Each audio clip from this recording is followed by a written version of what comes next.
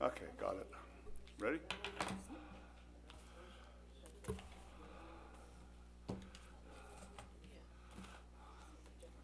Well, I guess we're ready to go here.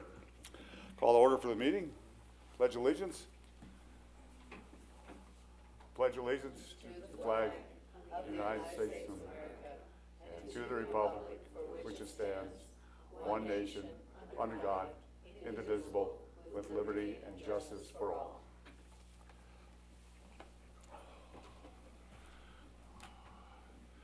Well, we have the regular agenda. Stacy? Sammy? I think, Sam, there's first the meeting minutes. Is that correct?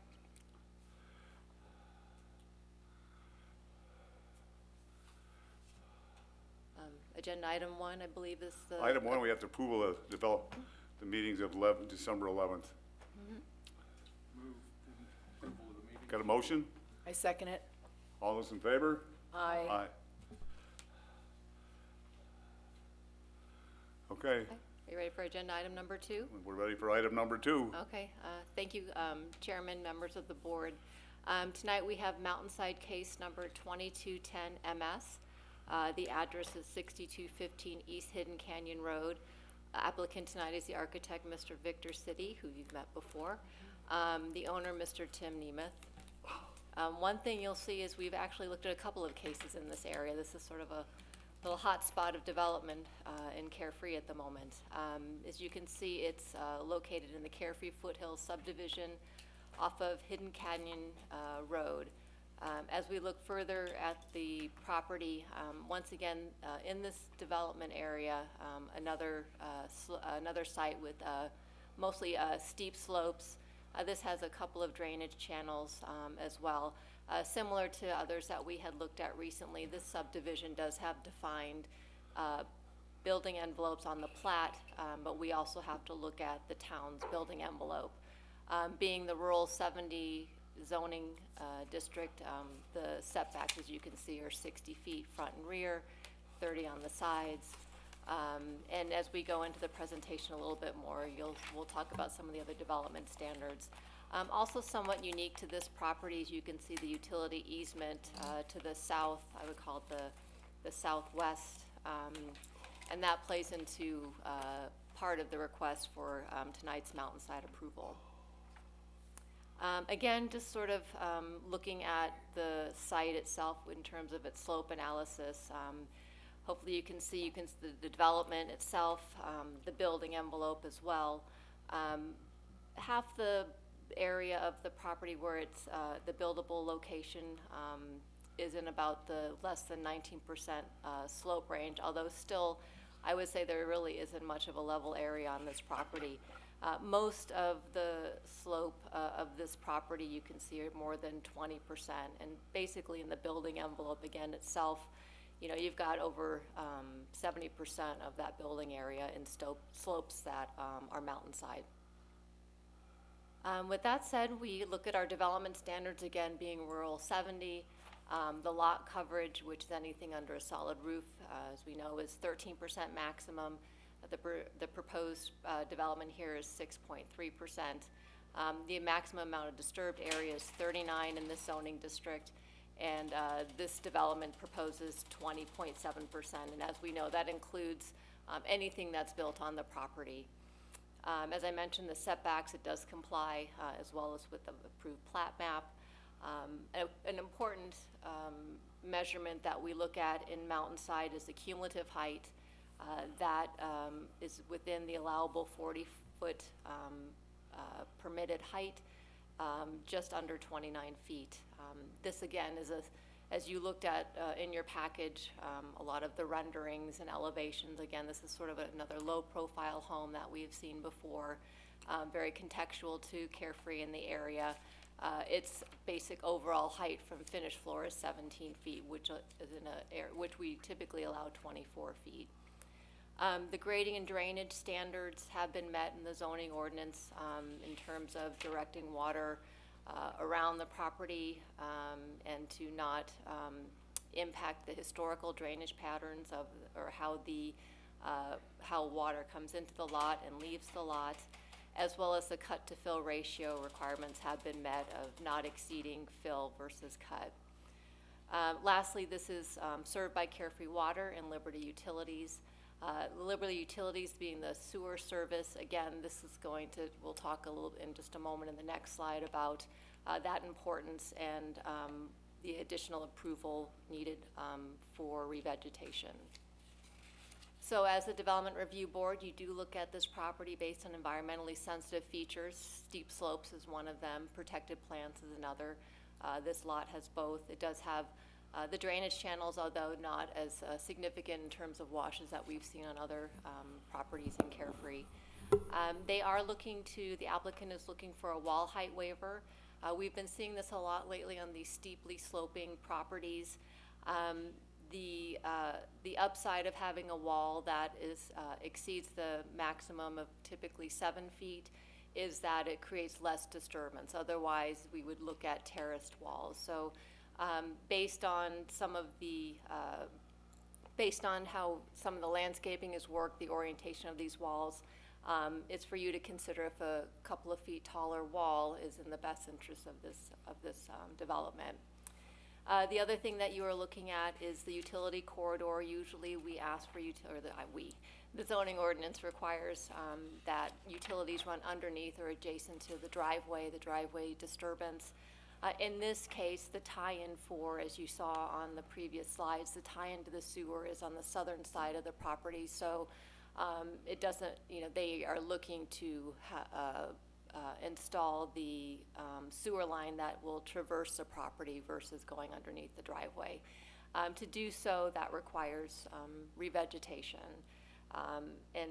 Revegetation so that we're looking at something that looks as if it's more in line, in tune with the existing desert. Lastly, they will be reusing salvage plants on the property and utilizing or providing new native landscaping for the rest of the disturbance areas and the planted areas. This is a public process, public meeting, so the citizen participation requirements were met. The architect did receive a response from a neighbor, but there were no objections to, excuse me, to the development. And as part of our typical report process and approvals, there are conditions attached to your report. I'm happy to answer questions, but at this point, as you know, I'll just do a preliminary presentation, and we have the applicant to provide a more detailed explanation. Victor, sure. Excuse me.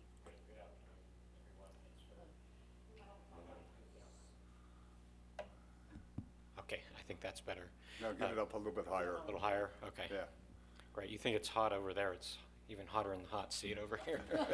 Anyway, good to see all of you again. I thank you, Stacy, for providing a great explanation of the project and some of the extenuating circumstances related to this. One thing I'll add out of the gate is that this has been reviewed in great detail by the HOA Design Review Board, and we have their approval.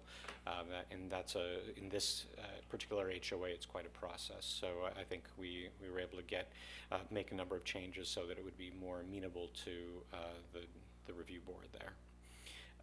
Otherwise, the home is not terribly large. It's, I think, right-sized for the building envelope. It was a rather challenging building envelope when they had first platted this subdivision.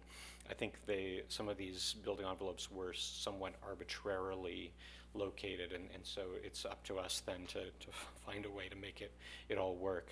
But in general, the design of the home and overall development relates very well to that building envelope.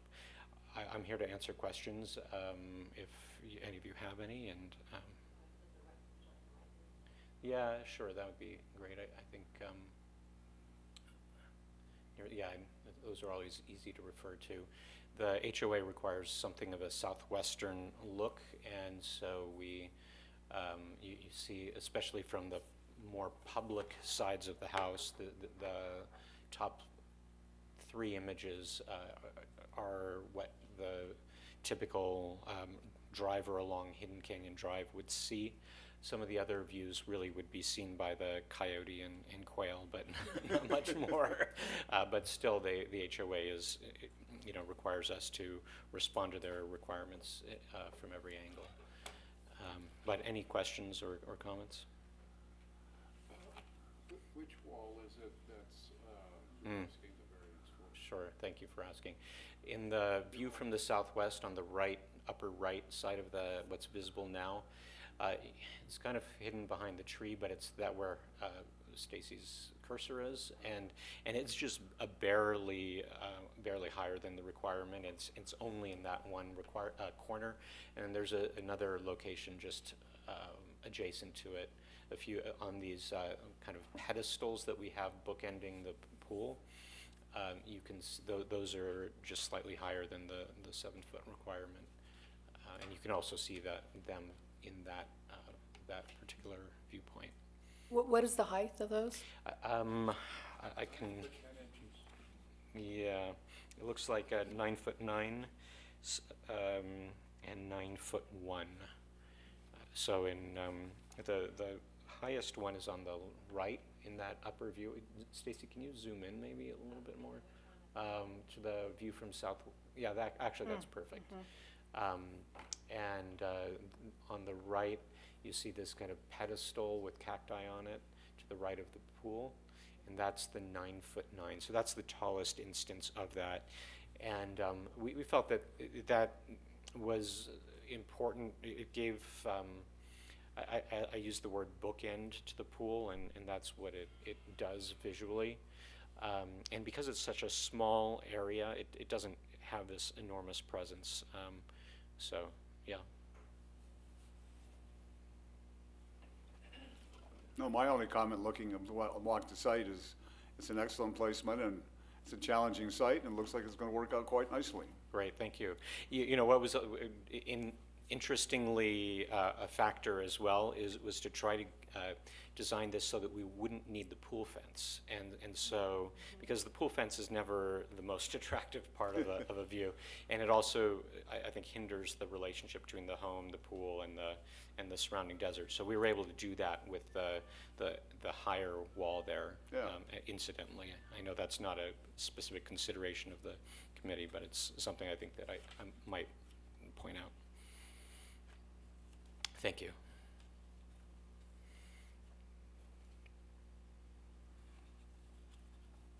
Any other questions?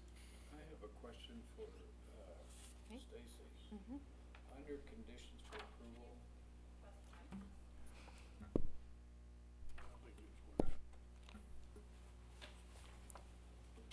On your conditions for approval, number 3.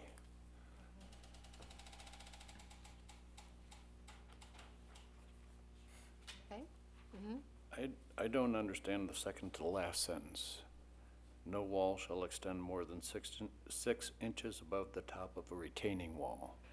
Right, that is just we haven't seen that before in our other approvals. A lot of times there's a desire to have an extended wall rather than having a rail, like up 3 feet, for example. That would be a guardrail. Our ordinance doesn't allow that. It only allows for a retaining wall and then actual railing itself. So that it's not to confuse I think what's being proposed here. That's not the issue here, but it's just sort of an explanation of what's in the ordinance, in the sense that what maybe I'm not explaining well is that we don't allow extended wall on top of retaining walls.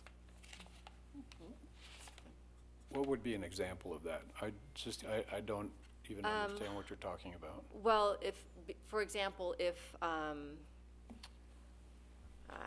trying to see. Yeah, if we don't have there's- any I don't think there exhibits are in any on this. this one. But for example, here's an example. So see right here where the gentleman is standing on this balcony, that's a retaining wall right there. And rather than a lot of, so there's often a preference, instead of that being railing, proposing actual solid wall. Oh. So what it's stating is that we typically don't allow that. And sometimes there's, you know, as we get into the building permit process, it gets a little confused, so. Okay, thank you. Okay, you're welcome. Any other questions? Public comment? Huh? We need, Would you like to see Yeah. if there's any questions from the audience? Any questions from the audience? Okay. That's all right, then. That's the case? Do I have a motion? I'll move. Also move. Second. All those in favor? Aye. Aye. Start building. Thanks so much, and appreciate your time and attention to this. Take care. You bet. Have fun.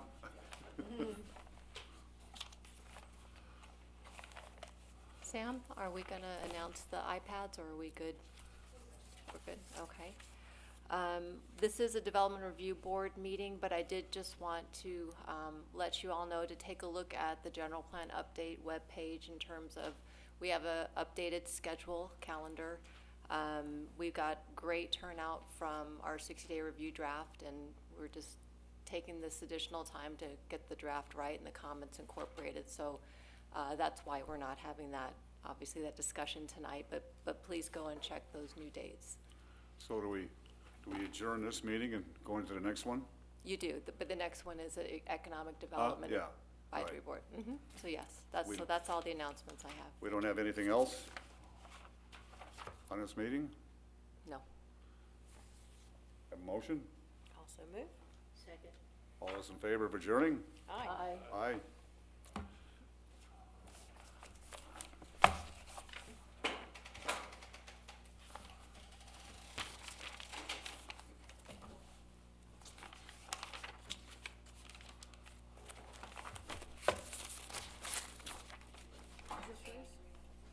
No, this one's not. I'll take it if you don't want.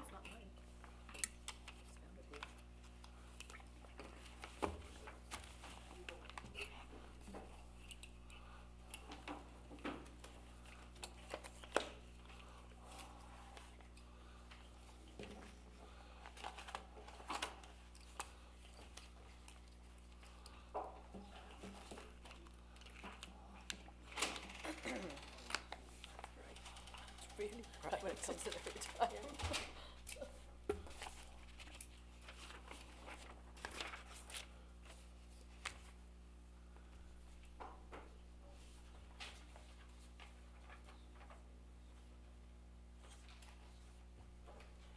Sammy.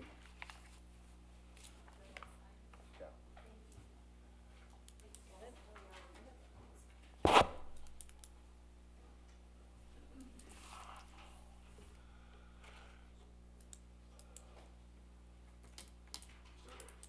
All right. You're on. Notice the regular meeting, Economic Development Advisory Board. Call to order. We already had a roll call, previous meeting. So I guess you've got it. Item 1, Economic Development Updates. Yeah, so, thank you, Commissioner Cross, and board members. One of the things that we've been looking to do with the Economic Development Advisory Board is just do updates, periodic updates on current projects. When we did the, economic development plan, the priority for the town was to focus in on the northwest, northeast corner of Carefree Highway and Tom Darlington. And really, it's the intersection because we have the vacant space there, as well as the development opportunity with Empire. And so just to kind of update on that, well, we are still working diligently with Empire, who is partnered with Diversified Partners. If you've gone out there, you've seen the sign that they're advertising for commercial and office. Their goal is to build in accordance with the plan. We've been working with their site development team from Empire to reevaluate the wash. They've been able to gather some further information and sent that over to the flood control district. And so we're going to be looking to meet with them in the future to talk about the flows within that wash to see if there's any ways to reduce the costs for relocation or dealing with the wash on that site, which is a particular problem as far as development goes. It's a significant cost, and I think it's somewhere between $4 and $6 million, depending on how it gets developed. So It is unusual. We also were able to just get the information sent from Greg Crossman at the water company in relation to all the water infrastructure that's going to be available. So they're in receipt of that. We'll be meeting with the developers and the property owner this week to talk about get their update on their leasing activities and any LOIs that they've signed. I don't know if there's anything I'll be able to share, but as far as public goes, but just to let you know that they're working diligently on that. And Diversified's been around in the valley for decades, and they've worked with Macerich and Westcor before that and a lot of different companies as far as their brokerage and their developers. A guy named Walt Brown is the guy who heads that up. He's been in the valley for a very long time. So it's a very strong team, and I'm glad to see that they're very diligently moving on developing their own piece of property and bringing in a good partner. So that's where we are on that. If you have any questions, I do keep in regular contact with Eric Butler, who's the broker for the CVS. The difficulty with CVS right now, so we did put that in front of Trader Joe's. Trader Joe's evaluated it, and unfortunately Trader Joe's is still focused on trying to, I think, be over in the Desert Ridge area. And so they're diligent on trying to get some type of retail user in there. I know they're getting hit up with medical office with the new facility in Cave Creek that opened up, but they want to hold off and see if they can try to get retail into that particular building. Parking is somewhat of a challenge, and it's actually the access is the biggest challenge on that site. So one thing that we're contemplating is reaching back out to Cave Creek to see, now that the McDonald's has been built, if there's any way we can get some kind of cross-access easement that gets traffic that can go all the way back through that side along Carefree Highway, and be able to get to the traffic signal that's over on Carefree Highway. So that's the update I have on that. I wish I had better news on the CVS, but we'll keep plugging away at that. And like I said, we're reaching out to certain tenants that we think might work, and we're giving them tenant leads on tenants we think that might work in that location as well. So that's the big project update I wanted to go through today. Well, I'm glad you squared it away. I mean, I've seen the signs up there, the advertisement, everything on the northeast corner, so I figured something was going on, so. Yeah, just trying to keep the community updated. Yeah. That was one of the things that's been asked, is to make sure that we just keep this in front. I know council asked, so I'll be updating you guys monthly on whatever things that I think are important to share and that's important for the community to know. And then on a quarterly basis, we'll go through and do an update with council.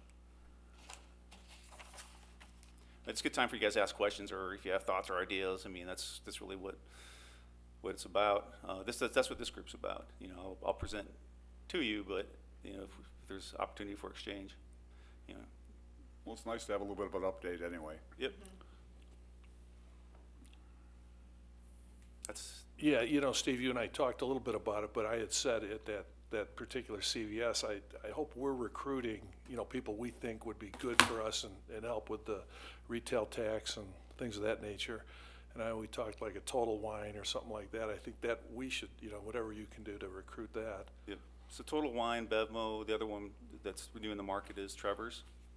I think that'd be really a good opportunity for that. I don't know if you're familiar with them, but they have 3 locations in Scottsdale, and it's kind of like a Total Wine meets a restaurant with a cigar lounge, and I think it'd be a good fit for that location. Be a great fit. Yeah, so that's the type of user that I'm trying to bring to that location there.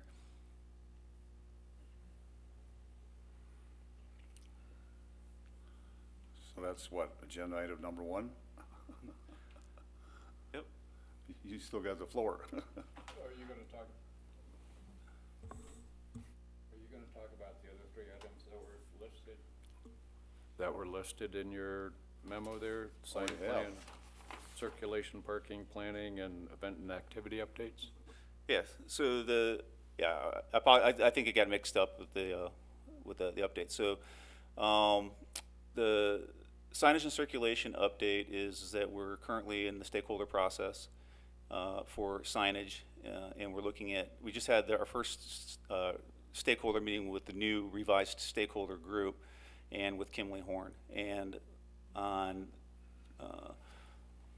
we did that earlier. I'm trying to remember the date. I can't remember off the top of my head. But what we talked about there was looking at ways that we can reduce the cost of the signage. And we went through and looked at ways, as far as the quality of the signage. It was actually a pretty good discussion, I think, that occurred. I don't want to speak on behalf because there's going to be a report coming out. I just want to give you an update that that we're working towards, I think, solutions that were discussed at the council meeting when this was tabled to have further conversations to reduce the overall cost of the signage, reevaluate the total, maintain that, and then look to see if there's opportunities to reduce the total number of signs that were absolutely necessary.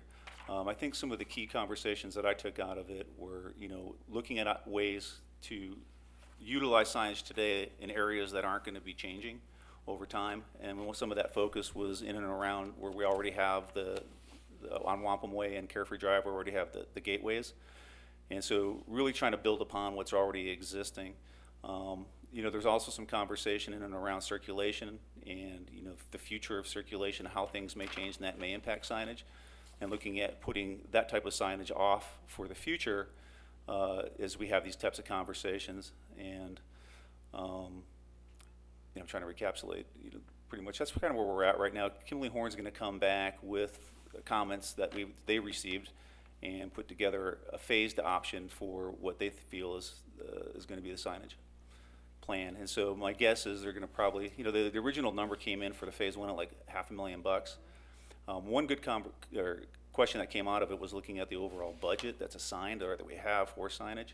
And if you looked in the last budget, we had $600,000 total for town center, and having $500,000 of that program just for signage probably seemed a little excessive. So it's good that we're going through the exercise to try to reduce that. One of the things that they're looking at is we look at reducing signage is maybe even changing how the signage will actually interact.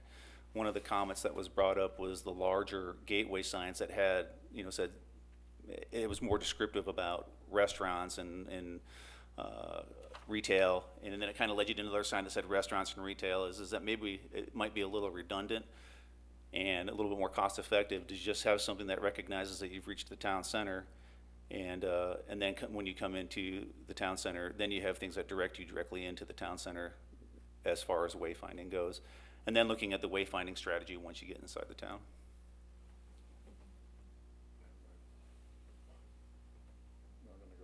Yeah, so I mean, it's really going to go through a process, and so this group not only is going to be working on trying to identify, coming up with a recommendation at the next meeting we have on the 21st for the signage piece, but this is also a group that's going to be continuing on with the circulation conversation. So we're at about 50%, I think, Stacy, on the circulation conversation, and the idea is that we're going to end up getting the conceptual circulation plan completed, and then once that circulation plan is completed, we can then look at doing, at least for the major arterials, we'll do the 30% engineering drawings.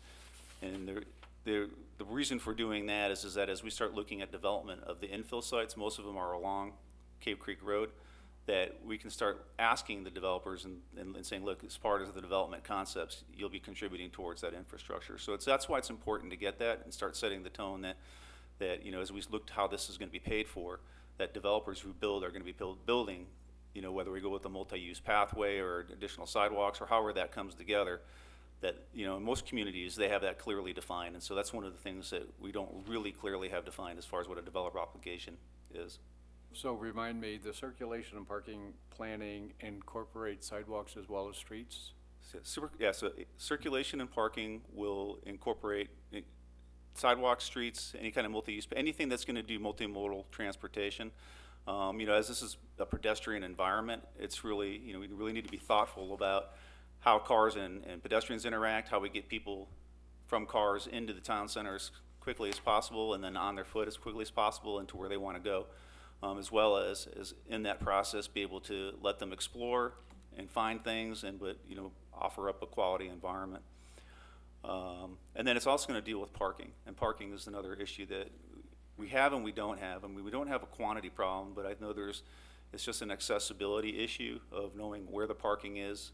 That's where wayfinding can be very valuable, is you have all this parking back in this area here, but most people want to park right in front of venues, or they want to park right in front of their destination, not knowing that this parking even exists, or if they park here, it's really not convenient for them to walk back because they're walking in the street or they're going to walk across the hotel sidewalk. So walking on this side is very difficult. And so we've created situations where we have traffic and pedestrians sharing the same space. And so it's just looking at ways to create safety as well, and just making it an easier pedestrian environment.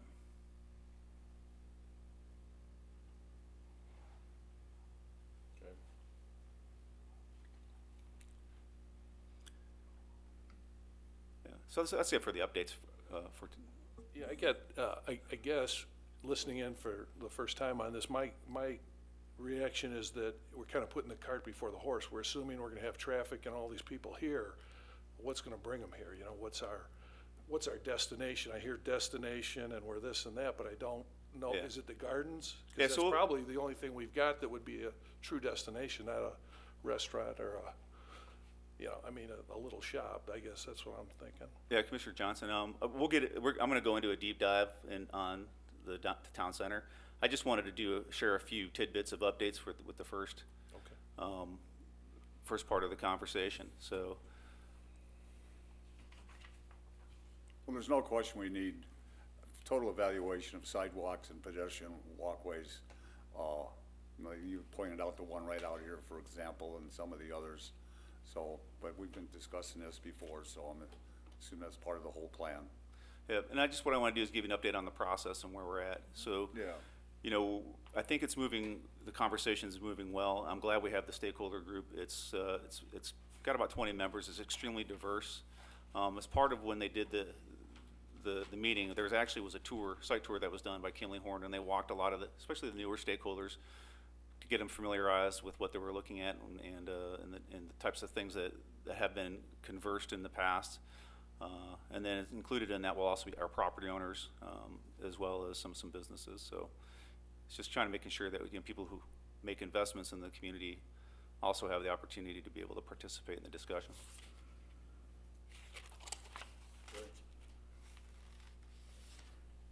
All right, what do you got next? Item 2? Yep.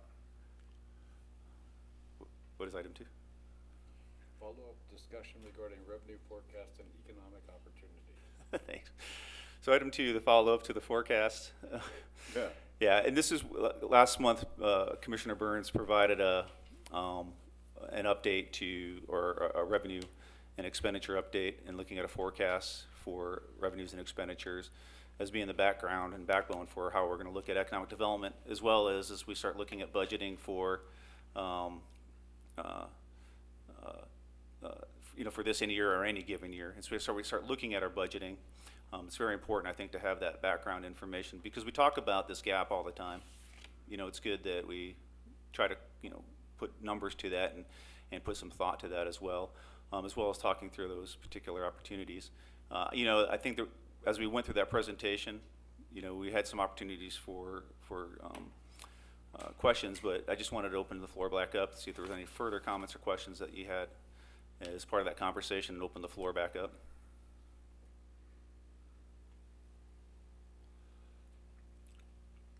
Just got to print more money.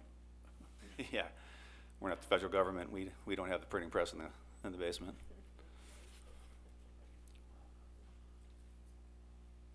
Well, all this seems to be heading in the right direction if we can just get started, money-wise and everything else. I mean, the plans have been well discussed.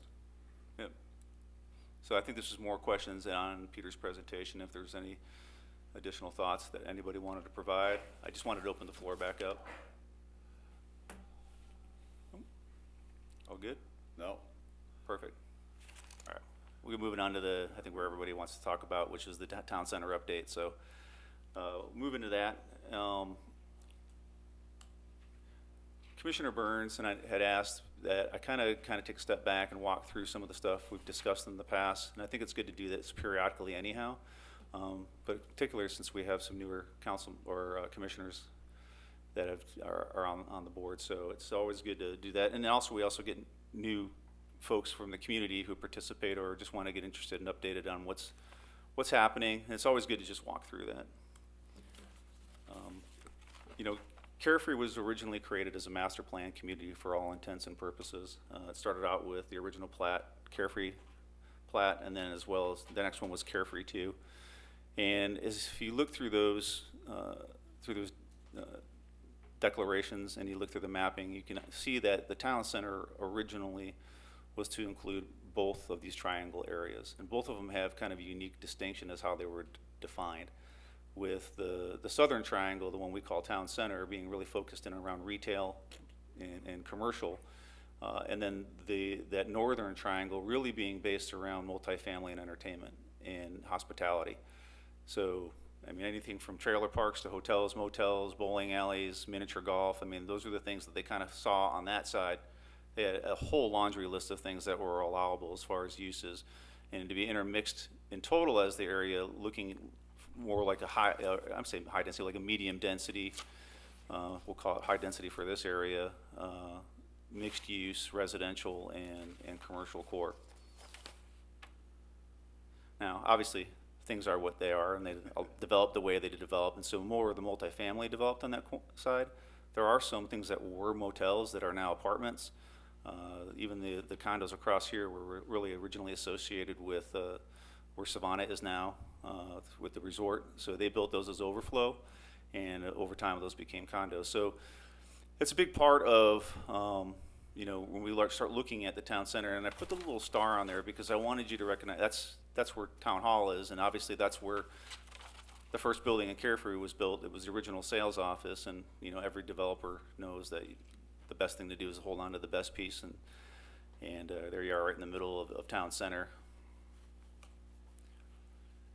I'm going to move forward just a little rapidly. The town was incorporated in the mid-'80s. In 1987, we created the 1987 master plan, and at that point, town center, what we call town center here, was kind of not in a great place. There was a lot of conversation of whether to just punt altogether and look at a different location. There was conversations about revitalization, and at the end of the day, that's what the town decided, was to have a recommitment to this area being the commercial core, and being in and around the original Easy Street. They also then wanted, or I'm sorry, they wanted a commitment to the core, and there was conversations about whether or not the interior of Easy Street, where the gardens are, were going to be necessarily the center of town. The businesses in town and the property owners at the time were really in favor of maintaining that. There was an A.J. Bayless at the time. But then there was discussion about whether or not to relocate that just over to the Tom Darlington site where we have the Carefree Marketplace. And obviously that's the decision that was made. So it really left that hole kind of where we have 100 Easy Street in the post office building as far as commercial goes. And at the time, then they decided to move forward and go through with the gardens as we moved forward. There was also refocus, again, on that improvements to Tract A. And Tract A is that area, is the side of the gardens. It used to be a dirt lot that was dedicated for parking for the commercial core where the 100 Easy Street building was. And so what we've seen is this idea that you have this town center that was where the town hall was going to be. Through development and the way things developed, it kind of came down to where the 100 Easy Street was, which was the center where you had the grocery store, and it was really the primary shopping complex. And then you saw the shift that moved over to where Carefree Marketplace was, where we have the primary, you know, grocery core, we'll call that, for more of the regional, which kind of had some impacts on it, and again, moved the decision for the town to move forward on putting an amenity in its place, which was the gardens. And I just want to say, back then they identified the same issues: circulation, moving about, signage, all that stuff was always in the conversation. In 2013, the town actually got together with the Urban Land Institute, or ULI, and they ran this program which is called the ASTAP. And as part of the ASTAP, they ended up getting a whole panel of experts, and that panel included real estate, redevelopment, design experts, retail experts to come in and really do a deep dive focus on the town center. And what they came up with was that we had to create a shared vision and plan. We had to focus on the unique nature of local business and expand the restaurant base. They spent some time talking about adaptive reuse and taking existing buildings and adapting it towards retail uses and restaurant uses, and then to create financial programs to entice revitalization. And you know, everybody talks about public-private investment. One of the things they discussed was in a business improvement district, which is where we would then look to tax certain properties to provide certain infrastructure or programs, and then the idea of putting some type of facade program in place. What's difficult at the time when they were discussing this is that in the state of Arizona, you have the gift clause, and so being able to provide public funds for any kind of private endeavor is difficult. And so it was I'm going to keep that in the back of your mind as we further this conversation. And then the other thing they talked about was creating a better sense of place and implement a marketing strategy. And again, they talked about improved signage, more outdoor patios that would be inviting and enticing, integration of community partners, and then to perform a complete full market study. Which, following on the heels of that, the town actually started the conversations on the Village Center Master Plan. And I want to note that they use the term village to really kind of encapsulate the idea of mixed use, and that this is a community area, and it's not necessarily just for one specific use of retail or one specific use of commercial or residential. It was really to capture the idea that this is another neighborhood inside the town. And so that's kind of how that village center concept came by. The plan was actually prepared by Michael Baker International. It did have a completed full market analysis, and they looked at the 20 to 30 minute trade area. There was excessive or extreme amounts of data that was collected, as well as going out into the market and getting information from people who lived in the market. So they did market surveys, and they looked at leakage and then everything else that was part of that, to try to identify, what the next steps would be as far as looking at the plan. Again, a commitment to mixed use and unique local retail. They identified the need for a key anchor project out of this, and that key anchor project was pretty much the site where the hotel is located. So they looked at whether or not it was going to be a hotel or something similar in the nature of hotel that would bring dedicated destination travel to the town.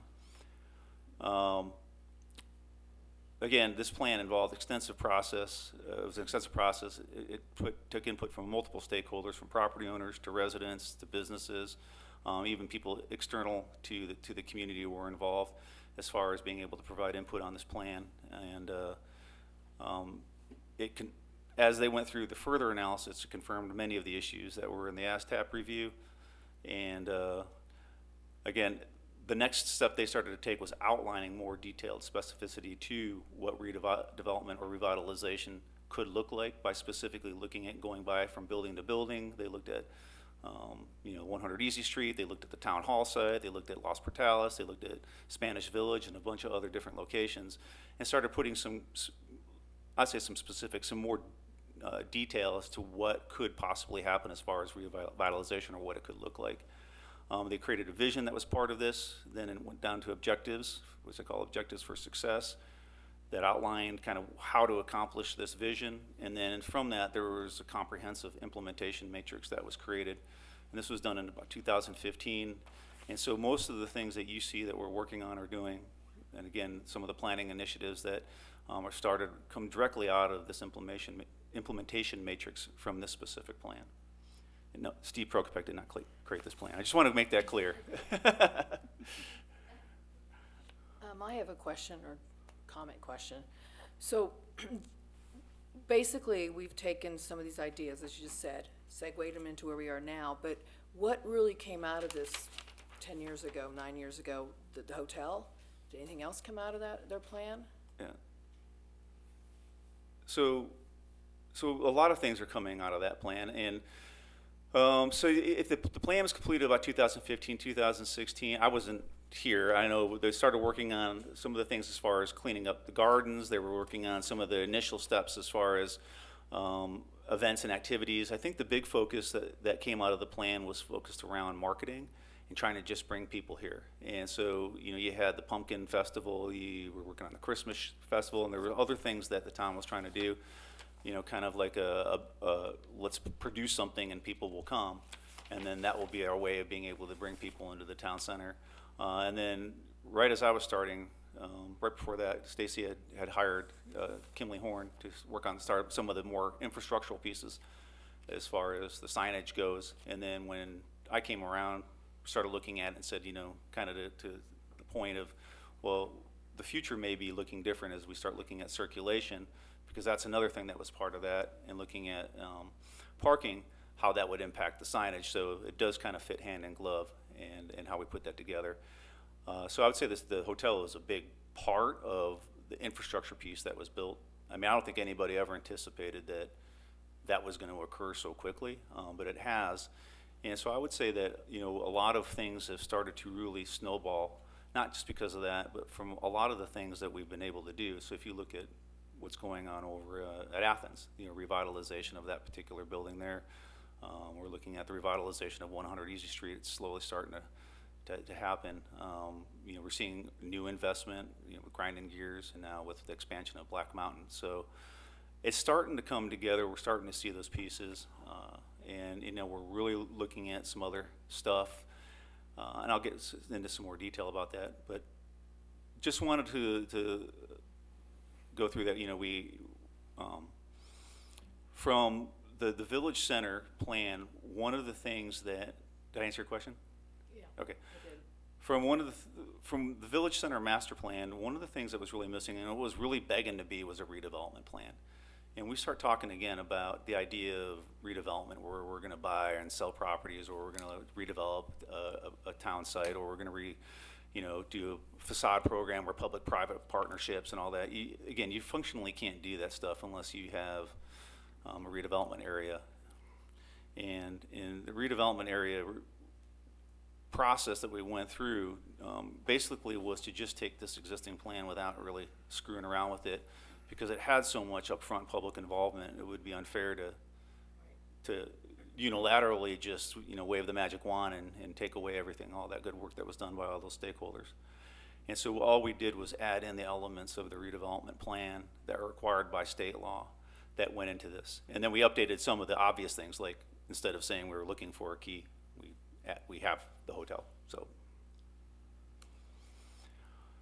and then kind of was like, well, why would we do the redevelopment area or the redevelopment plan process? And again, it's just a legally defined area within state law that allows certain areas that are in need of a little bit of help in the private sector from the public sector.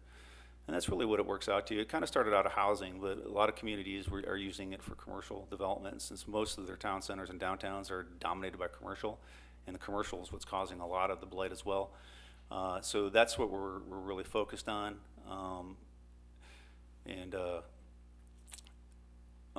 It's a process in and of itself just to get to that planning process. And so we ended up going through an analysis on, so when you go through the redevelopment process, you have to identify whether it meets slum or blight. And I know slum's a tough word and blight's a tough word. But when we start looking at the conditions for how they define this, particularly blight, you're looking at things where you just have dysfunctional circulation. You do have buildings like we have behind the Shell station. We have buildings that are not productive. We have real estate issues that could be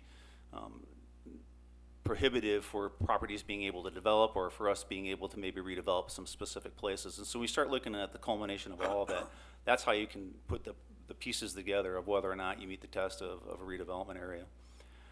And again, it's just, for us, it really comes down to the two things. How can we be a part of the process to help these private investors be able to come in, and private developers be able to help revitalize this particular town and bring the types of tenants and development that we want to see.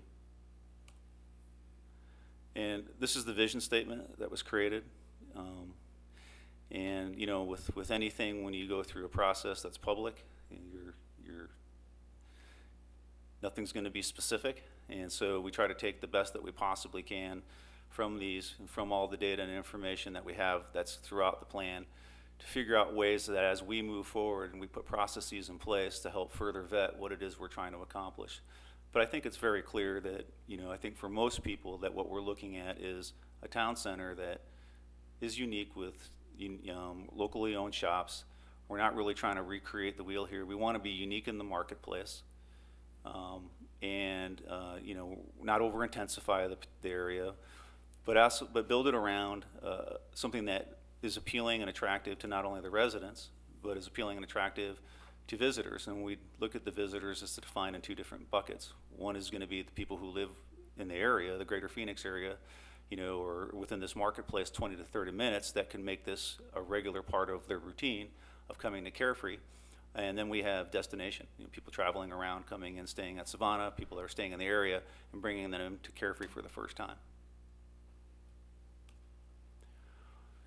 As part of the plan, we further went and vetted the actual master plan, and this is kind of looking at dealing at things at the physical environment. And so we identified areas that are good for adaptive reuse, or whether they can be for revitalization and redevelopment, or whether we can look at mixed-use type development. And so one of the things that we'll be talking about as we move forward in the future is that this whole area is designated as commercial. For the most part, it has commercial zoning. We don't have a lot of diversity in our zoning districts. So when you're trying to create a mixed-use area, it becomes a little difficult when you're a little hamstrung by some of the entitlements. So, for instance, where the view is across the street in that wash site, it's number 5 on there. I don't have a, let's see if I can get over there. This number 5. There's a developer that's interested in putting some residential there. And so the site right now is commercial. And while our zoning does allow for second-story residential to go in some commercial, we would need to further find a way to be able to provide the entitlement for that to occur. And there's a couple of ways that we would look at doing that. One is we just changed the zoning code to allow in a redevelopment area on infill sites by some type of process that would allow for this to happen. Or the applicant would just go through and individually, site by site, say, hey, it's in the plan, I'm going to just rezone my site and see if they can get entitlements that way. And so one of the things that Stacy and I have been trying to figure out is the best way to approach that. And that's one of the questions we're going to have of you guys is, what is the optimal way? At the same time, we're also looking at maybe other zoning changes we'd like to make that will help allow us to implement the plan, because zoning and entitlement can be prohibitive to some of the things that we're looking at doing. And so we just need to further identify those as well. And so we'll be bringing that back to you at some point for conversation. I don't know, Stacy, if you had more you want to add to that. Only that I think as part of that discussion too is design guidelines. I know that was kind of an outcome of a lot of public input that we've gotten through, a number of different processes. So I would say those two might go hand in hand.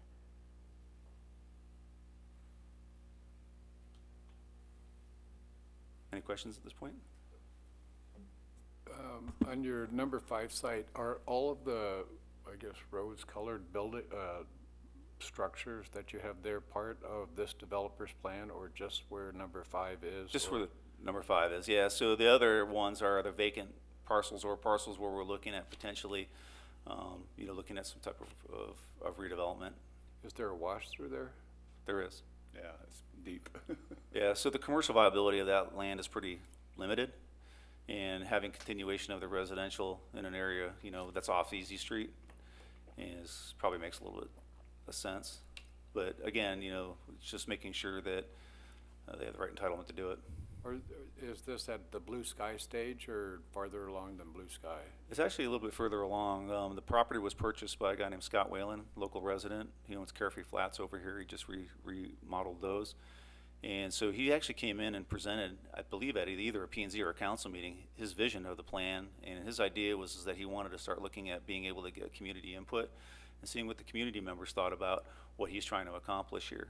And so he would like to get more involvement as far as that goes, and we would totally encourage that. And so I would say he's already got site plan completed. He's looked at some type of architecture, and again, one of the things we've been talking with him is that we're in this spot where we're trying to identify how to do these entitlements, and at the same time looking at design guidelines, because that's something that the community's brought up as being something that they want us to focus on, as Stacy had mentioned.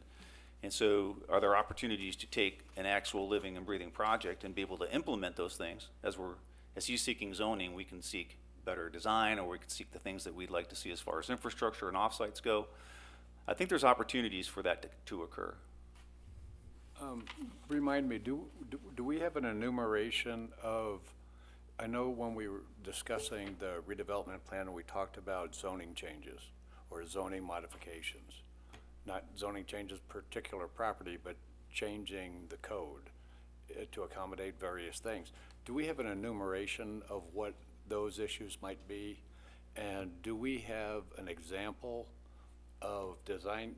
To me, design guidelines looks like a black hole. I mean, we could just go into that and never get out of it, it would seem to me. Is there, I don't know, on your planning experience, do you have a different experience? than that? And are there examples that we should try to start putting in public discussion of design guidelines? And the third question is, do we, even in our mind's eye, have a schedule for when we might take up those two topics? How's that? Well, I'll try to field a couple, and Steve can field a couple, even though there's only three, and we'll try to come to a consensus here. I would say to your first question, do we have a set list of the zoning things, that the challenges that we need to address? I would say no, but I think we've got a good idea of what those are based on just the processes that we've gone through, probably mostly with Steve, you'd agree, the redevelopment plan, but even through these recent stakeholder discussions, even though they're signage related, circulation related, a lot of those do overlap in terms of town center and trying to resolve some of the zoning challenges. So I think that's something that we're trying to get around to, and it is, as again, and we've been discussing this as well as we're kind of going to the budgeting season and trying to figure out how to fit those things in and where they should fit in. So I'm going to jump to question 3. So do we have an actual timeline? No, but we are definitely working towards trying to figure out something. I know these words seem gray, but something soon, because we do know, for example, with regards to your last question about design guidelines are complicated. I mean, there's different ways to approach it. You could be very prescriptive and very specific, or you could be more general in terms of sort of a qualitative aspect of determining what those are. I do believe you can eventually come out with guidelines that are good and enforceable and work for you know, whatever we're trying to accomplish, one being, let's say, town center. So but they're not easy processes, I think, particularly in our town. I think with the various ownerships, with the different types of businesses, you know, with community expectations, I think it's a cool process, but it's not going to be an easy one, and it'll be, I wouldn't say it's going to fall into a black hole, but it's going to be quite a task.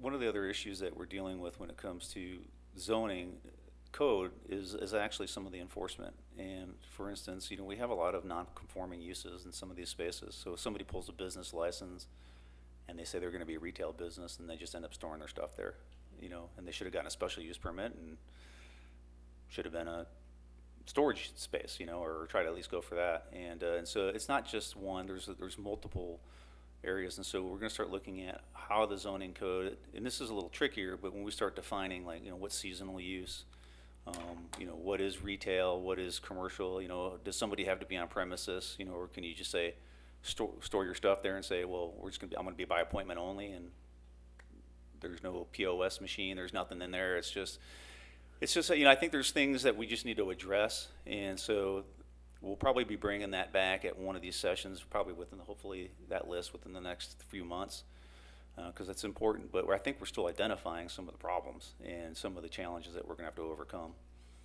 to accomplish the goal. Because I think that's one of the biggest inhibitors of getting quality users is we just have no rhyme or reason to kind of some of what's defined as the types of businesses that we want to see.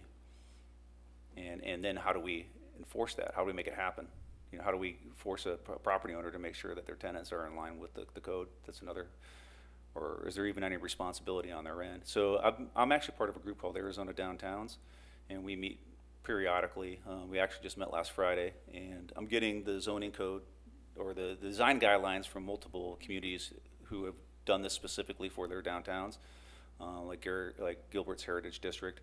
And so we'll start reviewing that, but we're going to have some kind of difficult discussions about, I think, some specific tenants and users in this community that I think aren't in compliance with what we want, and how do we get that to get to a place where we want to see it.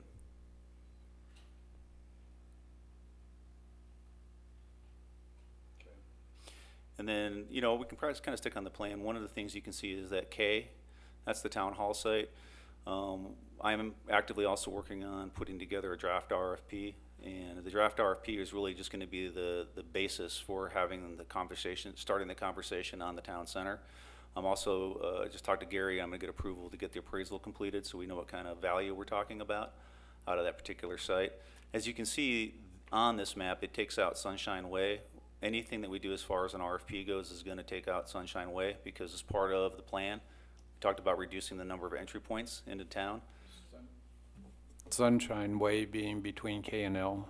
Yep, between K and L today. So there's a roadway that goes there today. Yeah. And if you look at the original street There's structure. parking on that street too. There's parking on there. So if you look at the original street structure, Carefree Drive was a divided boulevard. And the idea was that Carefree Drive was going to be this divided boulevard that you take through.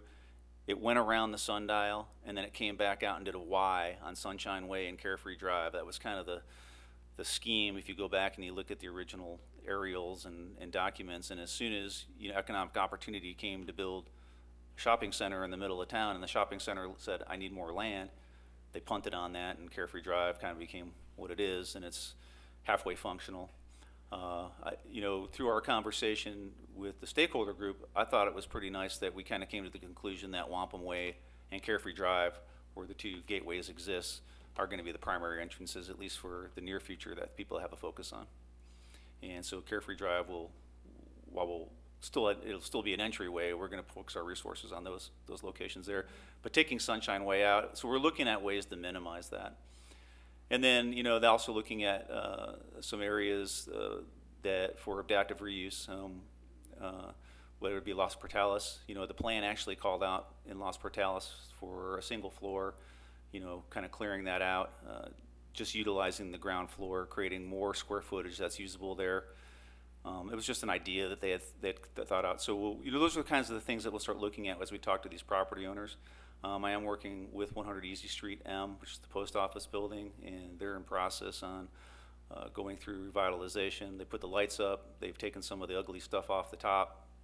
That art. They've spent this year in their process roughly, I think they said between $80,000 and $100,000 just fixing things. So like in anything, any plan, even with ours, with redevelopment, there's just things you have to do, right? There's just things that are just no-brainers you got to fix. So if your roof is leaking, you fix it. If you're so those kinds of issues that they've been dealing with, and as they start budgeting this year, the comment that actually was made by Eric from 100 Easy Street is that because the town is showing a commitment through this planning process and looking to implement things that will help bring people here, they're actually working with their tenants and consultants to put together a whole new building comprehensive signage plan, as well as making other exterior facade modifications on their own. So it's things are starting to come together with these kinds of conversations with these owners. And just kind of another conversation. Number 3, which is the parking lot out here.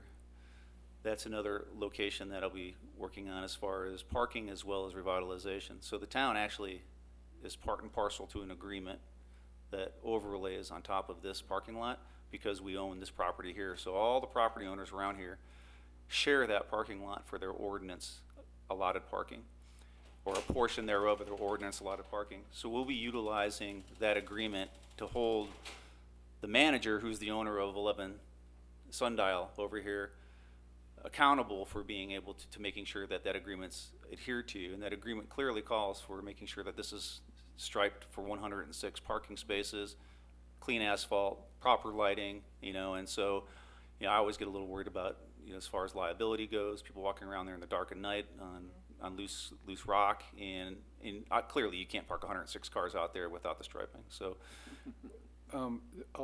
Is L 11 Sundial? Correct. L's And 11. that's the old bank that has the drive-through Yep. still sticking there. At one time, that had a restaurant, didn't it? No, there's a restaurant that was actually inside the 11 Sundial Circle, but that was a bank. And so that right now has been gutted down to basically the studs. Is it occupied? It's not occupied, and so the idea would be, and that's why L is shown as adaptive reuse, is taking that bank space and looking at restaurant. But as we look at restaurant, and this is a challenge that we're running into, is you add on restaurant uses and you're displacing office or you're displacing traditional commercial or retail. Well, restaurant has a higher parking requirement. And so that's why it's important to make sure that you have 106 parking spaces. You need to make sure you got every parking space available that could be attributable and available, to make sure that as we grow to affect the plan of bringing more restaurants and pure retail in, that we have the parking to handle that. Now, is all of these buildings that are on the perimeter of it share in the parking, right? Correct. Is that parcel actually owned by tenants in common, or how? Yeah, Commissioner Burns, the parcel is actually owned by the owner of 11 Sundial Circle. L. Right, but it has a near perpetual agreement for. what, perpetual? A near perpetual. No agreement can be perpetual, so. Right. When so- Ronald Reagan's last living heir dies. Yep, that's exactly, and they use Ronald Reagan, yep. Yeah. Yep, Okay. that's how that works. It's the 21 years after the last living heir, yep. So, and not in any one of our lifetimes are we gonna see that go away, and so as part of that shared parking, we're gonna continue to work on making, ultimately it'd be great if the town could find some way to manage that parking, but.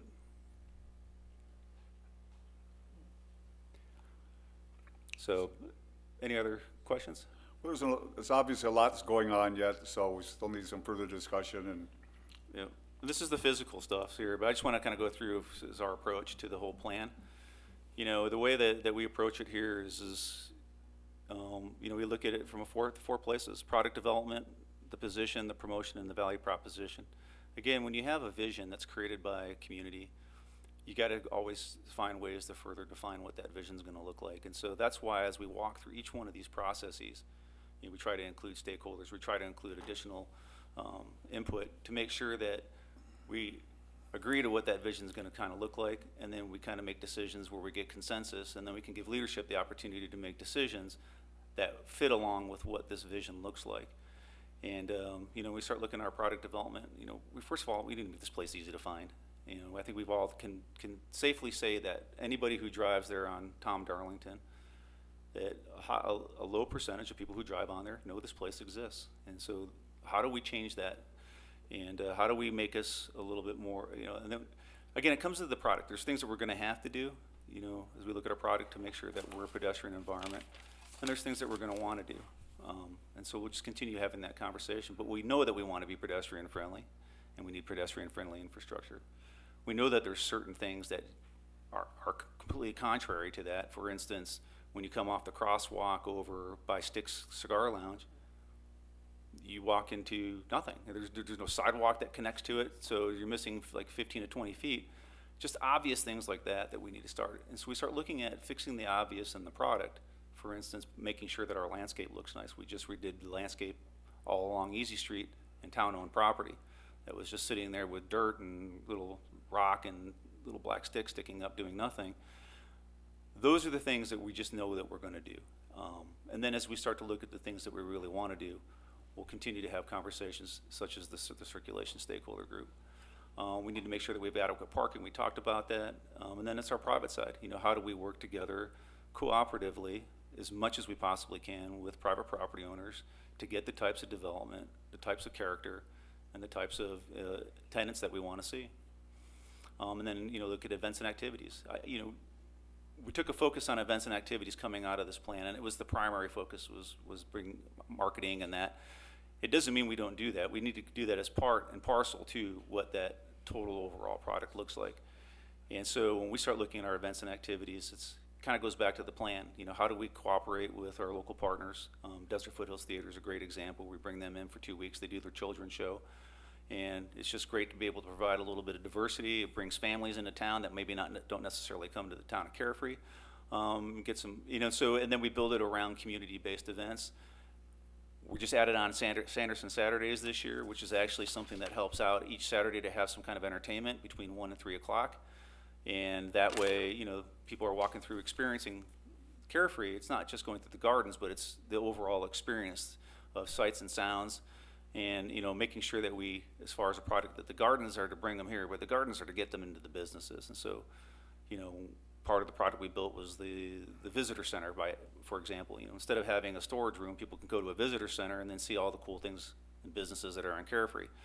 So those are the things that we're starting to work on the product development side. You know, the position, again, comes back to, you know, where do we fit in the marketplace? And, you know, we're a complement to Cave Creek, and I think we definitely need to start working more in a complementary effort with Cave Creek now that they have new leadership there. I know Grady Miller personally, and so I'm pretty excited at the thought and idea that maybe we could really mend that fence and start a real cooperative way to market this particular foothills region, because together we're a powerhouse, I believe. You know, and then we got to focus again. I think the boat that we've been missing is we've always been trying to bring people from so far away. I don't know, there's so many people that within 20, 30 minutes that need to discover this place. And so we're working on ways to position the town to be more of the small town that you visit, and it's only 20 to 30 minutes from your home, you know, and you can just take off and be in a small town America. And you can't find that anywhere else in the state of Arizona unless you drive, you know, somewhere pretty far. So we have it right here. And, you know, it's funny, it's when we think of you know, Carefree, when I moved here, it was far away. You know, you came in, you drove 45 minutes, an hour to get here. And then everything caught up to it, and it seems like it's right next door. But we need to make it feel, again, I guess at some level, that it's still an island. It's still, you drive away from something and you arrive at some place, because it's someplace different than wherever you could have left from. So those are the things when we start talking about position, we just need to come in collectively together. So as we work on projects, as we work on events and programming, you know, to get further input on how we're achieving this is something that we'll be working on. Yeah, Steve, exactly to your point, I read that ASTAP from 2014, and one of the quotes in there is, what would compel someone to drive to Carefree for an outdoor shopping mall? And I think that's got to be the answer. We have to answer that, you know, just to see, because I agree with you, we need local people from the North Scottsdale, Cave Creek area. And a second point would be, when you mentioned they're driving down Tom Darlington and they wouldn't know we exist over here, my guess is we're poaching them from Cave Creek then, because they didn't drive to come to Carefree, you know, so that's kind of goes back to that same concept. Correct. Yeah. And, you know, it's interesting, during the stakeholder group, the broker that represents Carefree Marketplace was talking about that he had some drive time or traffic information for Tom Darlington and Cave Creek, and Tom Darlington is the primary, you know, where most of the traffic occurs, versus Cave Creek, which had about half the traffic. But it's pretty obvious that most of the people come into town for the first time, or they're driving in, they're arriving on Tom Darlington. That is the primary way people are coming in, and most of the stuff that comes down Cave Creek is either local traffic or it's return traffic of people who already came in on Tom Darlington. So as we start to look at the focus for some of these things, Tom Darlington is going to probably be the focus versus Cave Creek. So we can have that sense of arrival and capture. At least we're going to start in that place. And then promotion, I'm going to be, you know, working collectively with Madison Garrett, who's our new communications marketing person. You know, I put together a marketing plan when I first started, always in the hopes that we were going to have this communications marketing person. I mean, we unfortunately have had some turnover in that, but Madison has just been killing it, and she's got a lot of great ideas, and she's just got a lot of energy. So I'm really excited to be able to start working more on how we're going to put that promotional planning together, and then bring that back to this body to kind of have you vet, you know, kind of where we're headed. And it's going to be expanded beyond just, you know, advertising and outreach. We're going to be looking at all the way down to how we're deploying, we talked about this today, deploying the banners in and around town, and how we're going to better utilize the assets and resources that we have. And then at the end of the day, it's just a value proposition. And the value proposition is something that we're going to probably spend a little bit of time defining. You know, what does a building property owner get out of it? What does a resident get out of their town center? Visitors, and how do we continually build what that value proposition is? And then at the other level is how do we evaluate that? And, you know, one of the things that we need to get, I think, a better handle on is the visitation traffic. And while we've had static reporting done, and we spent money to get the economic analysis, there are tools out there that allow us to get real-time visitor information, and it's through cell phones. And so there's a company called Placer AI that most of the communities use. I brought them in a couple times to do a proposal. They're extremely expensive, but they said they're going to try to swing me a deal. I'm going to see if we can work with Cave Creek, because they would like probably get the information as well. But because we rely so much on visitor traffic, I mean, 90% of our funding comes from visitors. We got to figure out where they're coming from and be able to evaluate and analyze that. And it's something that it's very difficult for me to do without the tool, without being able to really assess that. So I'll be working that, hopefully get that in the budget process for this year. The plan itself goes through 5 objectives. Hopefully you guys have gone through the planning process and or read through the plan. And you know, these objectives, really it's, you can just read them, I'm not gonna read them to you. But from these strategic initiatives, and so the job that we have as staff is to digest all of this, analyze what our resources are, both financially and with time, and where the opportunities exist. You know, what can we accomplish today? You know, are there certain things that just we can't get to? And so that's kind of how we assess our time and put those things together. My goal, and that's why the economic development plan exists, is to figure out the things that we can accomplish in any given 24-month period, because you can't do all that in 24 months. And so that's why it's important to go through that. My goal is to make sure that whatever it is we're doing, you guys know what it is. And that we have these kind of dialogues or conversations, you got questions, whatever it is, and even if it's from the community, just to know what's going on, and they should know what's going on. And so from that, there's an implementation matrix. In this implementation matrix, it takes the objectives and breaks it down even further. And I don't know if you want to go specifically through all of these or not at this point. I know some of you want. No. But you can see it's pretty extensive. And again, these are some of the priorities that have been we've already outlined as far as the what we're going to looking to accomplish over in the, what we'll call the short term. And it's a pretty extensive list. But you know, so far one of the key metrics that I've been looking at is our occupancy and vacancy. And when we did the last presentation, you know, obviously our occupancy rates are at 98%. So we're doing something right to get people here. The question is it the right tenancy mix? And so what we saw is that only 55% of the overall, I believe it's 55% of the overall retail space was actually filled by retailers. And that kind of comes back to how do we better manage, whether it's code enforcement or how we do business planning or how we work and engage, to bring the types of tenants that are going to help pay the bills, you know. So, but there are tenants that that don't pay the bill, you know, health and wellness. You know, somebody goes and gets their hair done, there's no sales tax on that. Maybe they buy some shampoo, there is, but you know, so we know that there's things that we do that are going to be part and parcel to bringing people here, though, that will help. You know, so that's kind of how we're going to be looking at this particular tenant mix. And one thing that's difficult to do in any community is building, you know, merchant relationships. You know, trying to build some kind of merchant coalition. I've always found if you try to formalize something as a town, it's extremely difficult. People show up to the first couple meetings. People get busy. And, you know, it's just so what we're going to keep continuing doing is just keep working with the merchants. The nice thing about it is that they're easy to go visit. And so I visit with them weekly. I try to walk out and go visit with at least 10 merchants at any given time. There's some that I'm really bad at going and seeing. I just need to get to them. And I know Madison has been doing the same as well. So we're trying to create that real direct relationship with some of our merchants.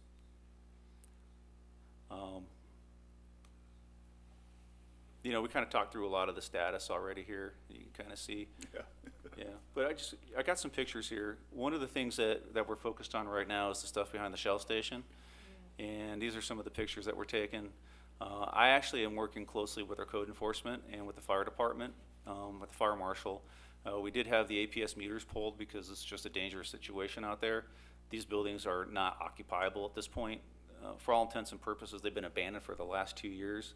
The property ownership over there was a complete disaster from when Western States Petroleum sold it to Bennett Oil, and Bennett Oil didn't claim that they actually owned these particular parcels, so they didn't pay the property taxes for 2 years. When we tried to talk to them about securing or removing the buildings, they just blew us off, and last month they just signed the deeds over to the guy who owns the Shell station and leases back to Bennett Oil for the gas station. So it's kind of a mess, but we're working through it. And the goal there would be to obviously hopefully put some new parking in and really clean up that alleyway. You could probably get 30 to 40 parking spaces in there, which would be extremely helpful for Spanish Village. Is that the alleyway that, Is that the alleyway that you referred to when you say behind Spanish Village? Yeah. Right. That one? Well, there's 2 alleyways. So yeah, this is the one behind Keeler's, we'll call that, and behind the Shell station. Right. So There's the parking lot that we were talking about. That's the little intersection that I was telling you about, where we don't have the connectivity. It's this one here. It's, the other area that I'm gonna be working on from just a pedestrian, we just gotta fix this, is Wampum Way. You got a sidewalk that runs into the circle, and then people just walk into the circle, and somebody's gonna get killed there someday. And I shouldn't say that out loud, because if they do, I just probably expose the town to risk, but we gotta fix it. And at the same level, you know, you've got a driveway entrance here that probably doesn't need to exist, so how do we create better connectivity from physical perspective to start bringing in Carefree Plaza or here, where the Sonoran Arts League has moved in, and really connect it back into the Easy Street fold, so we can actually get better utilization for retail on here and have better pedestrian connectivity to Giordano's and everything else. Make it feel like it's part of Easy Street. This is what I'll also call the alley behind Spanish Village, and it's between Spanish Village and Los Portales. We're working very closely with Archer Development, who owns Spanish Village. And so with the expansion of Black Mountain into this space here and Sweet Susan's, well, they're increasing their demand for parking because it's restaurant displacing commercial. So one of the things we're looking at doing is just creating a little bit more parking back here, taking the dumpsters out of the back alley, putting the dumpsters over in this space here, and then creating a couple more parking spaces here. And at the same time, clean up the entire back alley and put some really nice screening back there. Make sure that the grease traps aren't visible, because when people are coming from Easy Street and they're walking this way towards Spanish Village, that's their first impression. That's a horrible impression. And so really focused on cleaning up some of these rough edges like that. And Archer has already hired a contractor and a designer to start working, and Stacy and I both met with them. And here's the Scott Wayland piece I was telling you about. And that's it for the, I know everybody might even wanted to go to the Scottsdale thing, so I apologize it was long, but it's a deeper dive, and that's what you wanted. And so I wanted to talk in process, talk about the planning, and as well as try to get into some specific projects that we're working on. We covered it deeply, Yeah. and we have a ways to go yet, so. Yeah, but as we move forward, I'll start bringing, as these projects start to get mature, we'll bring those to you, and we'll talk specifically about whatever it is we can specifically talk about, you know, because some of the stuff may involve, you know, proprietary information. But as much as I could possibly share about the projection of these, or trajectory of these, we'll do that. Well, thank you again. Oh, is there any questions? Yeah, Mr. Chairman. Oh, Steve, what do you think, is there a particular catalyst that you see for all of this? And if so, what is it? For me, I think the catalyst is, I mean, the hotel is definitely going to help as far as traffic goes. And I think we're headed absolutely in the right direction. I think the next catalyst is just getting, I think, some of the people who have been invested here for a long time to believe that there's better. And, you know, I think some of our buildings were bought out of, you know, when they were bought, they were distressed properties. They got them for fire sale, at a fire sale out of the RTC, you know, and so their goal is to, you know, well, I'll just maximize my revenue on an asset I own for cash, you know. But our goal, I think, as a community, as a body, as my job is to figure out ways that we can get people to see the vision, because without the private property owners seeing the vision, we can do everything in and around to try to help it, but they are a big component to this. And so we have some challenges, but, you know, our Archer Development's really stepping up. We're seeing 100 Easy Street stepping up, and, you know, we've seen some of the redevelopment or revitalization already occurring on Easy Street. We've seen the reinvestment from grinding gears. It's heading in the right direction. And so, you know, that's what small town revitalization looks like. We're not going to come in, have one person buy the entire place and, like Macerich, and rebuild it and put Chipotle in. You know, that's not the goal. Let me ask one quick question about, Yeah. when you talked about entitlement and rezoning, and you kind of flipped back and forth. What is the difference there? When you say entitlement and then rezoning, are you saying you're going to give them changes, or how did you mean that? So entitlement, I mean, it's basically the same thing. So the ability, the entitlement, the legal ability to build something. And so, you know, if you having a vision plan, even like with a general plan, if you have the vision or you have the land use or whatever it is that's identified and it's an allowable use, they still have to have the right, entitled right to be able to build that specific use. And so when we start looking at how we entitle a specific project, we can entitle it by zoning right, just say, we're gonna change the zoning code and anybody who has that particular zoning now gets that right. Or you do it spot zoning where somebody comes in and they're gonna entitle it on their own and you take each case one by one. Now there's ways to do entitlement where you have a blanket, like a special use permit or a conditional use permit, where now you have greater other authority that allows you to do that. One could be legislative, one's administrative. Those are the decisions as a body we're gonna have to figure out and make. Being the P and Z, you're also, we'll have that conversation. Yeah, I just, you said both, and I'm just, I'm Yeah. thinking, does entitlement mean we tell him he can build a 6-story building, but the guy next to him can't? That's, I guess, where I was going with Yeah. it. What some communities do, and I think it's interesting, is, they realize that their downtowns and the town centers and heritage districts, whatever they call them, are unique. And they have unique challenges and they're gonna have unique differences. And so, they actually allow for a variance process, so kind of a tit for tat, like if a quid pro quo, if you do a higher development, design, we'll give you an extra 10 feet. I mean, those are the kinds of things that they're considering to be able to extract the kinds of things that they want.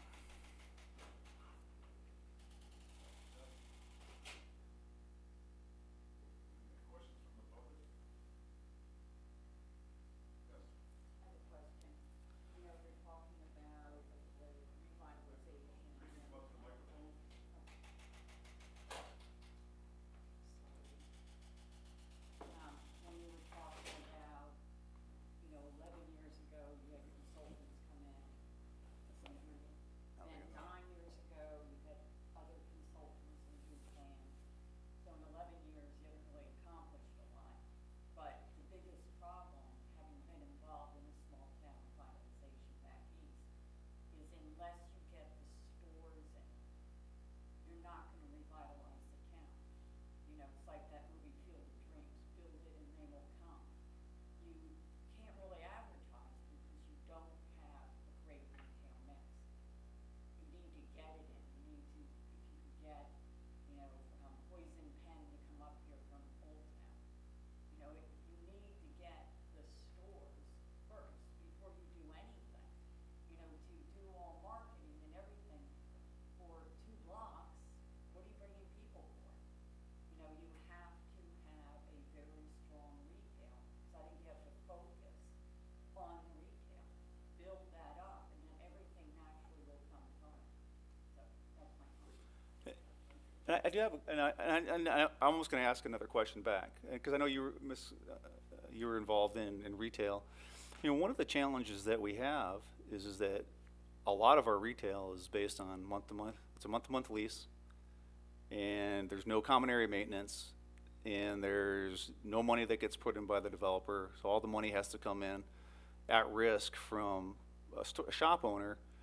It's a challenge that I'm dealing with, and so it's one of the things that I really would like to figure out, and maybe we can all sit down and how do we best address, but a Poison Pen or a top quality retailer isn't gonna come in and lease in that situation. And so it's a struggle, and it's something that we're trying to work through, and I think in the tenant spaces where we've seen in Athens come in, where we've seen grinding gears, where these people have control, they're owner operators, I think we're seeing a change in trend of the types of retailers we'd like to see that they're displacing. But it's one of the significant challenges that I'm facing right now. Well, with most landlords recognize a long-term lease is the most profitable. Not here. Well, you can make, where I was, they didn't either. We had 5 landlords that owned the whole town. But we brought really good stores in, and then when they saw the amount of money anchor stores were making, and those landlords were saying, gee, I'm getting this huge amount of income off good stores, everyone wants to hop on that wagon.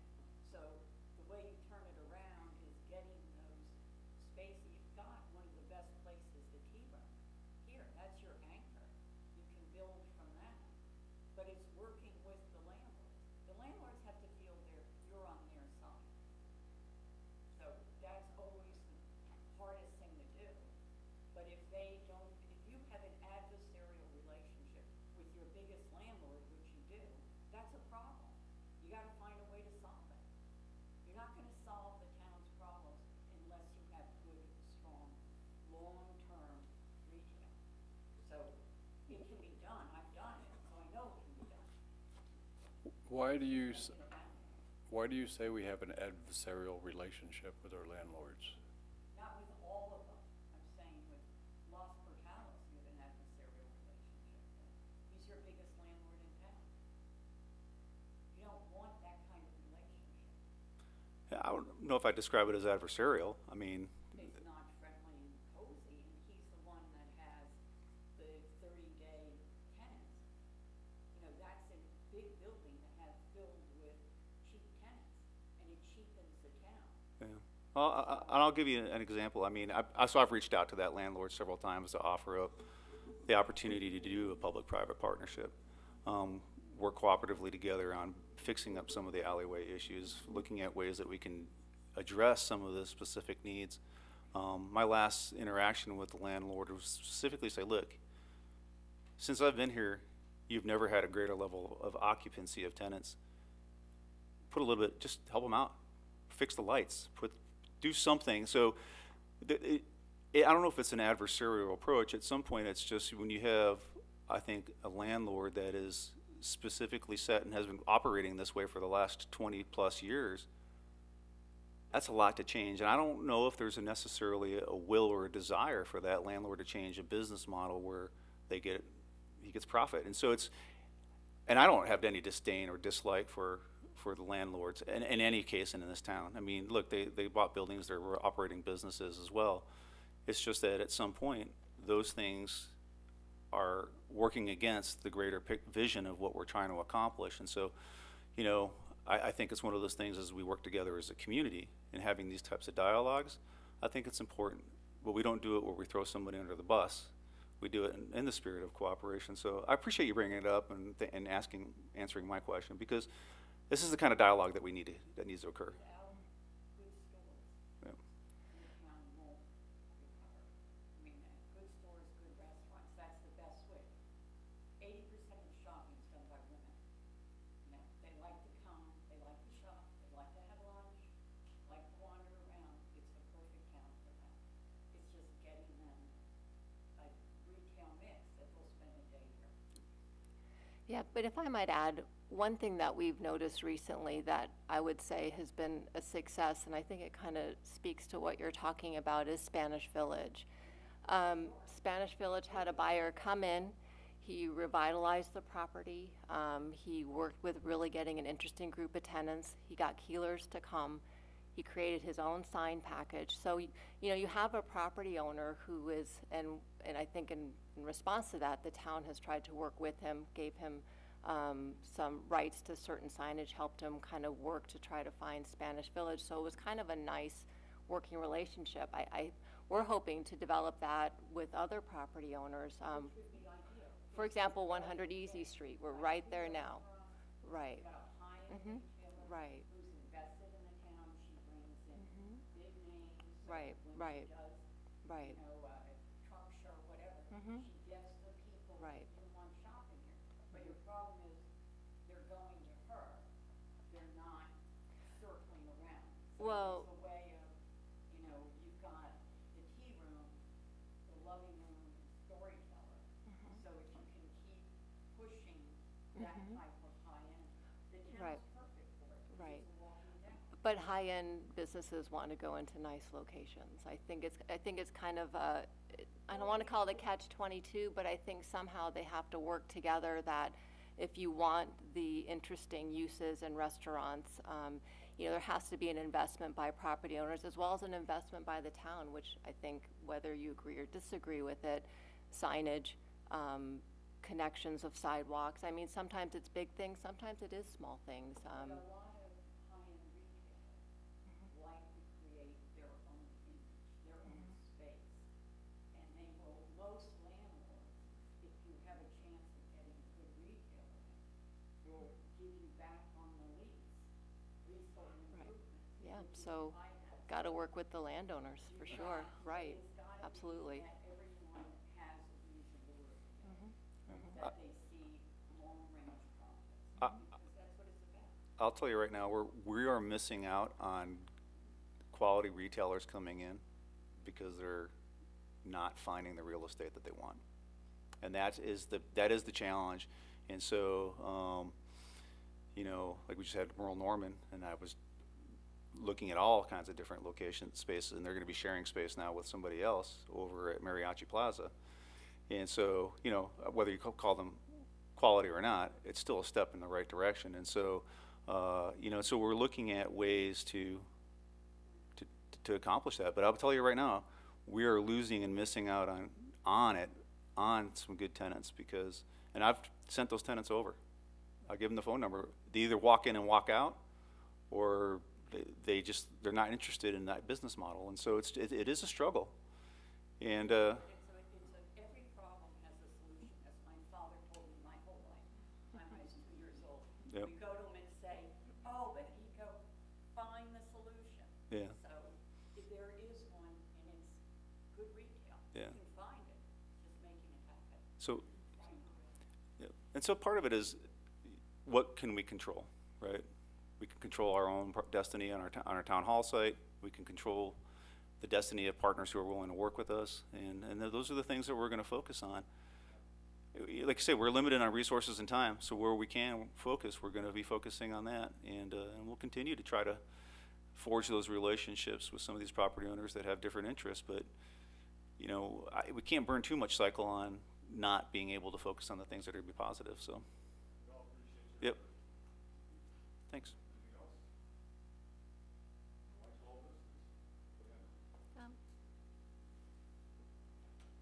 Can you please state your name? Yeah. There's none, okay, sorry. Victor must have turned it off. Because the battery's dead. My question is actually, we haven't pulled nothing, it may not even be relevant. But I'm curious, how many people stay in our, you know, our boutique hotel over here? How many people stay here, and why do they come to stay in that hotel? What brings them to the hotel? You know, it's very easy to find that out. Every time you go anywhere, afterwards they send you an email and say, tell us how you liked it, why you came, was it good, was the food good, whatever. And I think this would be information that would be useful to figure out why people actually do come here and what they do when they come here, what brings them here. And the hotel would be an interesting place, their data, if they, with the degree they keep it, would be very useful to know. Yep. And it might be helpful. Great. Thank you for the comment. Sorry, one more comment, just one more thing. When you were talking about getting the cell phone data on, like, every merchant, when you have a sale, you know where the person came from. If you gave every merchant a card, and you just said weekly, could you just tell us, you had 200 sales for 20 from Scottsdale, 30 from Phoenix? It's so, I mean, If they'll give us having the- done it for 35 years, let me tell you, you know where your clients are from, because you ask them. So instead of us spending more money on consultants, just ask the merchants to give you their information. That's, using credit card data is one of the things that we've looked at. But it only, Credit card. well, no, but, or transactional, but you're also trying to capture people who come for other reasons. And so they come for an event or whatever it is, you know, so we'll be able to track like, you know, how many people actually are coming to the Thunderbird Art Show. So I think it's a mixture of all that data and information in the best way we can possibly put it all together. But it's something that we're gonna be looking at, is building more metrics.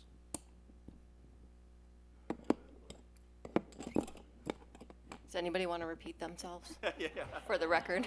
Sorry about that. And I appreciate, I know it's long, but I think we're in a spot now where we're gonna start talking about more transactional things, you know, project specific. I just wanted to give a good basis because I think it just gets lost, you know, of what it is and why we're here and what we're doing, and then just creating the space where we can ask questions both from the board and from the public. I think it's a good opportunity to do that. Yep. I have no more. I rest my case. I don't know, it doesn't look like we're going to adjourn, so. Yeah, you do, just that, motion to adjourn, yeah.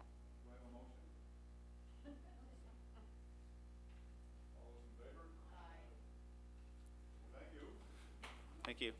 I'll turn that off now.